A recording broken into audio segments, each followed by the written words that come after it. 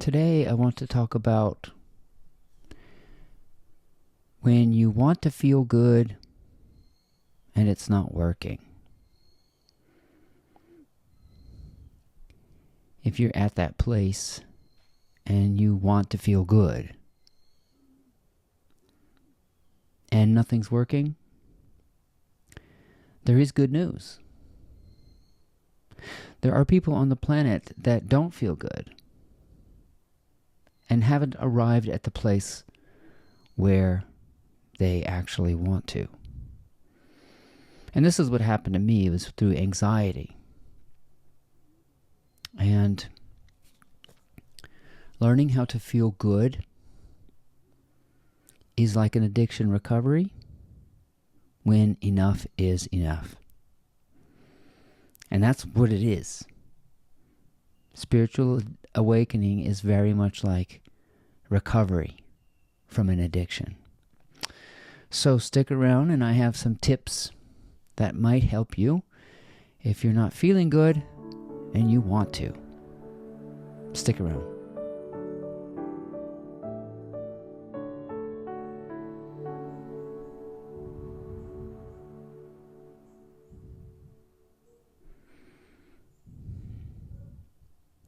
Wanting something is as good as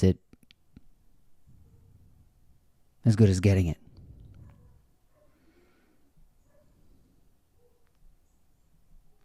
The desire is a phase in the completion process.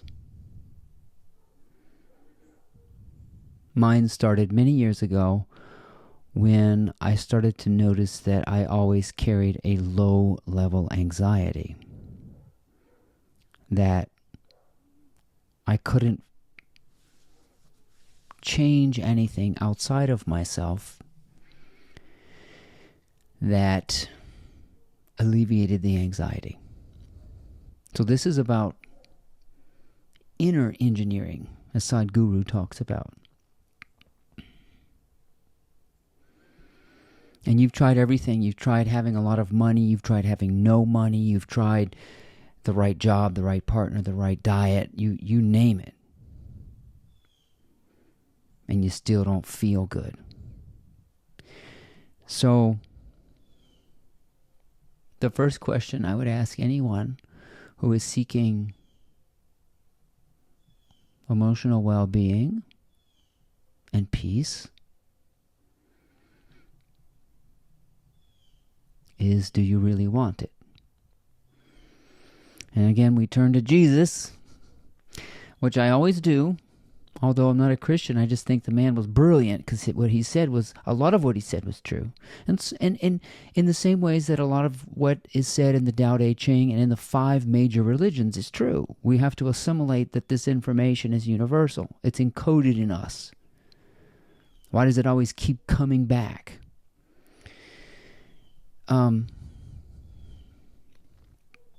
And the question is, do you want to be healed? That's what he asked people. And then he said, in so many words, Jesus said, just because you want that, it's yours.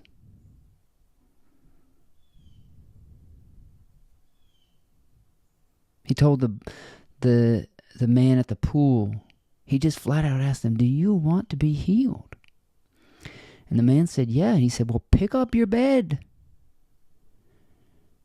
And that's what it means when it says, your faith has healed you.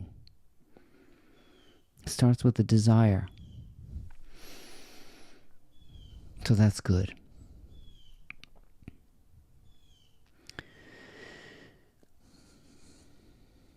And to heal oneself is to restore oneself to health, which means optimization, well-being of mind, body, spirit, everything becomes in homeostasis and equanimity. You just have to want it.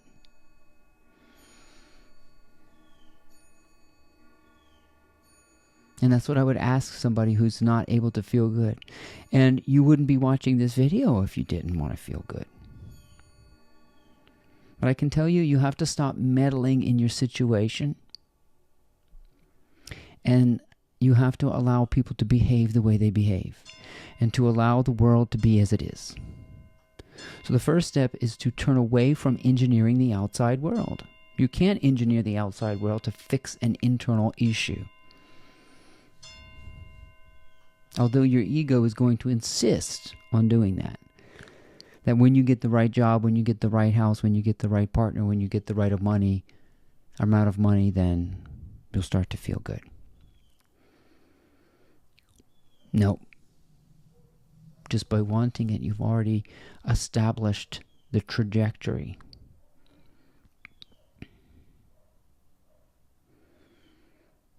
And that allows you to hold two positions at once. So right now, the dominant of the two feelings is bad. I'm just going to be very simple in my language and say good and bad. Good energy, bad energy. If you're feeling bad energy and you want good energy, or if you're feeling sick and you want health, you might consider that a 90-10 split. 90% of you is just gloomy. And there's a little 10% of you that can imagine an alternate feeling. Some people are 99% gloomy. That what you would call the sliver of hope, that little tiny space, nobody is 100% sad. Nobody.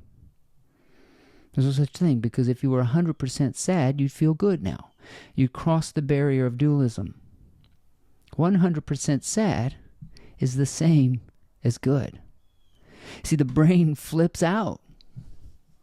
We don't realize that. The brain, the human mind, which is based on logic or logistics, it has a point where it tips. So you torture someone enough and they end up enjoying it. So there's an art to torture where you want to keep the pain high, not the victim. The victim will get high if the pain is too intense. The brain has a certain limit to it where it gets so overwhelmed and stimulated by pain, the pain becomes numb. It's like dying of hypothermia. At first, it's excruciating, but then you feel warm. People who experience death or come close to dying through hypothermia describe it as they start taking off their clothes. They get hot. That's because the brain cannot get any colder. You see what I'm saying? So if you analyze emotions, there is a sliver of hope, which is called a mustard seed of faith. There's that wiggle room, or that tiny, tiny silver lining or glimmer of wanting something. And that wanting is the padding to change your inner condition. So that's the good news. Because now you can use your imagination to do what I call fill in the gaps.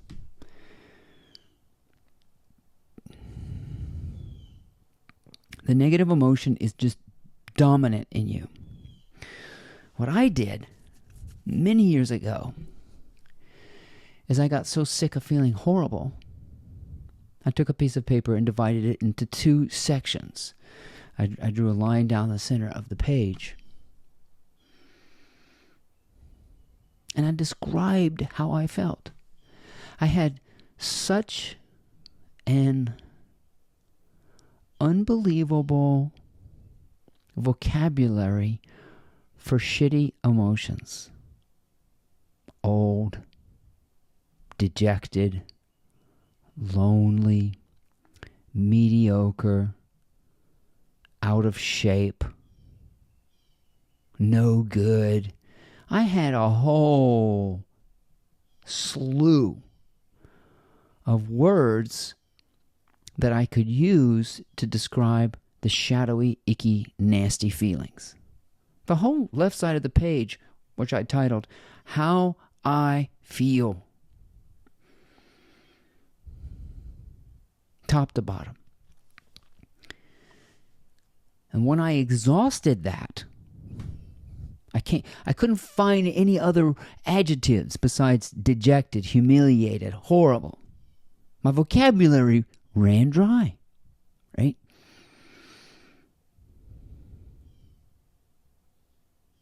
Then I finished that.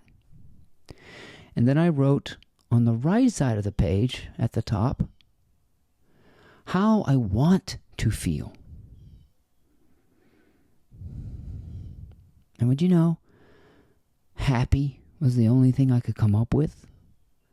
Maybe peaceful. And I had writer's block. I didn't have any words. Happy and peaceful, that's a good start. But you see, your mind will expand on whatever it chews on. Your mind will expand like cud. It'll chew on whatever it produces. So if your mind is producing a lot of negativity, it'll just keep chewing on that and keep expanding that. So I read a book on emotional intelligence and expanding your vocabulary in emotional intelligence. I got really interested in it. I watched a couple of TED Talks about the various emotions and the galaxies. There's a whole mapping out of human emotion and how complicated it is. So I started looking up words that I didn't know about, like euphoria, bliss, equanimity, abundance, flow, effervescence, that's a good one, ephemeral, transcendent. And I started looking at definitions of words. I thought, well, this would be a great feeling. I like the description of this particular feeling, euphoria. And I read the definition and would pause and think, well, wow, that'd be something. And so what you're doing is that you are populating your imagination with new emotions just to get the brain to swing in the other direction. So that's what's called emotional intelligence. Learning about the various states of happiness and peace and detachment and all these words that you hear. So I had to get educated about how to describe feelings I wanted but didn't have. And when you know, over time, I was able to focus on positive emotions just by feeding my brain positive emotional words. They are affirmations at first, but the affirmations will feel like lies to you if you don't feel good. But this is how it starts. You have to feed your brain an antidote. You have to feed your brain medicine. Look, if I can recover, you can too. And the brain will hate, or your ego is addicted to that negative feeling. And you don't just quit cold turkey. You're going to have to ease up by practicing small bits every day. So this is more practicing. There's no pill for this. There's no quick fix for this. But if you want to, you'll do it. So that's how I started. That's my advice to you, is to chew on, first of all, wanting to feel good, and then chew on a better emotional vocabulary. If you say, I am rich, healthy, wealthy, wise, and abundant, and you don't feel good, that hurts. It hurts to lie like that. I get it. It hurts to lie to yourself like that when you don't feel good. But you basically have to lie to yourself. And let me tell you the spiritual premise behind that. Jesus said another thing that's often misinterpreted, and it's called deny thyself. We have to deny ourselves. But a lot of us think of that as self-deprecation and self-flagellation. Words you should look up.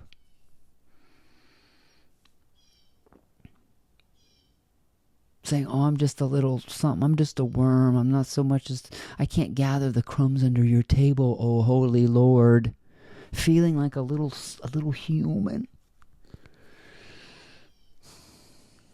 That's not what denying yourself is. Denying yourself is denying logic.